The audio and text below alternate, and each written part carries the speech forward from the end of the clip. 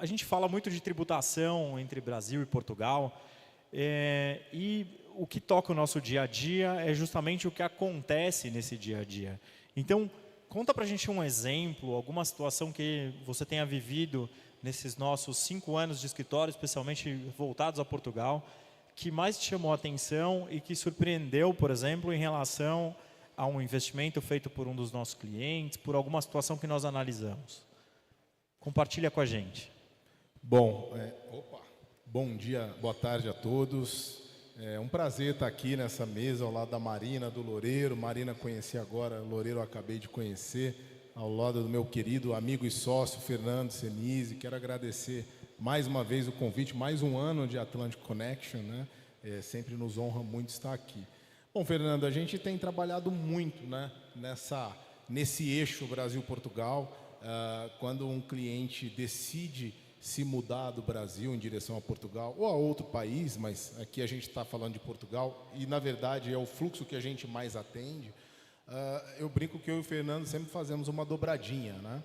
Porque o cliente precisa entender qual é a situação tributária fiscal dele no Brasil, como vai ficar com a sua saída, se ele vai efetivamente alterar a sua residência fiscal, não é? Porque haverá impactos se ele aqui permanecer.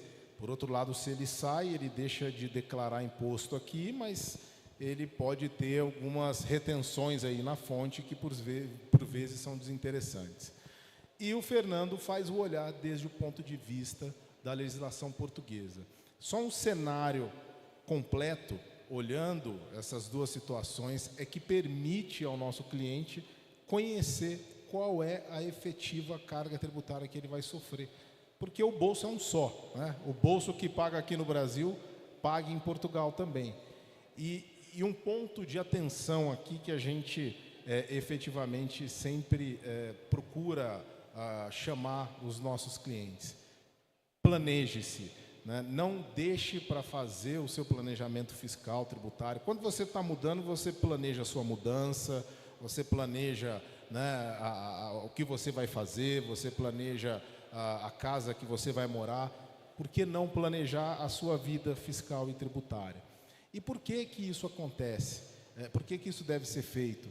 Porque não fazê-lo trará consequências e muitas vezes impedirá aquele que se muda de país de se valer de benefícios importantes. Para quem não sabe, Brasil e Portugal têm um tratado para evitar a dupla tributação.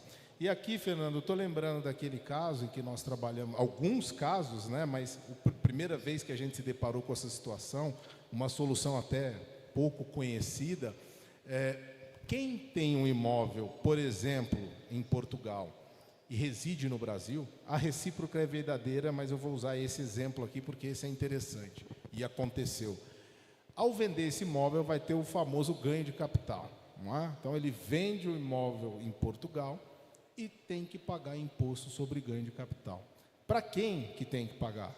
Para ambos os países. Mas como assim? O imóvel está em Portugal, eu moro aqui, eu tenho que pagar para a Receita Federal? Infelizmente, sim. Daí a importância de fazer um planejamento. Quando você paga esse imposto aqui no Brasil, infelizmente a receita aqui é mais voraz do que em Portugal, né, Fernando? Aqui se paga o ganho de capital, quem vendeu o imóvel sabe disso, no mês subsequente à venda do imóvel. Lá em Portugal, via de regra, se declara no mês de agosto do ano subsequente. Então, há um lapso temporal aí bastante distinto. O que diz o tratado para evitar a dupla tributação? O ganho de capital pago em Portugal, ou o contrário, se fosse a situação inversa, pode ser compensado com o imposto pago aqui no Brasil.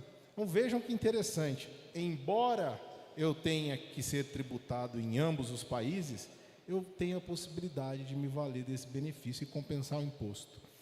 Acontece que no Brasil, como eu disse, paga antes, não é? E o que é importante se fazer? No momento em que houver o recolhimento em Portugal, voltar aqui no Brasil e pedir o valor de volta, proporcional a esse montante que se recolheu. Esse é um case que a gente assim fala, né, com muita tranquilidade, que a gente tem começado essa discussão, provocado essa discussão, porque pouquíssima gente conhecia. Então, esse é um exemplo, não é, de como é importante se planejar, de como é importante conhecer a situação fiscal aqui em Portugal, conhecer o tratado que ambos os países possuem, para poder, enfim, pelo menos amenizar o impacto de quem, né, vai ter investimentos, vai ter dupla residência ou residência lá, deixando investimentos aqui. A gente precisa olhar para esses cenários e pensar na melhor economia tributária. Obrigado, Gabriel. Sempre super esclarecedor. Eu queria aqui dirigir ao Loureiro uma pergunta. Loureiro, um pouco menos técnico aqui, mas mais sobre o ponto de vista empresarial. Como é que você vê a decisão de ir a Portugal? Significa, e aqui quero significar o seguinte: pesa mais na decisão a parte fiscal ou pesa mais a parte empresarial ou mercadológica? Você que já fez, tomou essa decisão, percorreu esse caminho, como é que você enxerga isso? Boa pergunta. A princípio, né, o maior peso está no momento do negócio, né? Então, eu acho que a nossa decisão foi drivada por isso, né? Ao longo da jornada, você vai descobrindo um pouco o que acontece no universo tributário, né? E nessa parte, quando a gente fez o business plan, onde a Atlantic Hub conseguiu nos ajudar bastante, tirando milhares de dúvidas, né, a gente acabou concluindo que, como oportunidade de negócio, era um bom momento, como ambiente tributário era uma coisa um pouco complexa, né? Eu acho que a legislação tributária em Portugal, apesar de ter um ar de que ficou mais simples, quando você está lá, você começa a ver que tem diversos impostos em diversas fases e isso acaba consumindo tempo e precisando de especialista, né? Então, o pessoal fala que no Brasil é complicado, mas lá também não é muito diferente, né? Então, respondendo a tua pergunta, o que pesou mais na decisão foi o momento de negócio, né? A gente começou com a ideia em 2018, a implementação era para ter sido em 2020, aí veio o Covid, atrapalhou um pouco, perdemos um pouco da janela de oportunidade, acabamos começando em 21, né? Ainda pegamos 21, ainda pegamos um pedaço de 22 e agora estamos vivendo um pouco esse momento de ressaca na área de TI, que é global, né? Mas acho que isso responde à tua pergunta aí. Obrigado, Loureiro.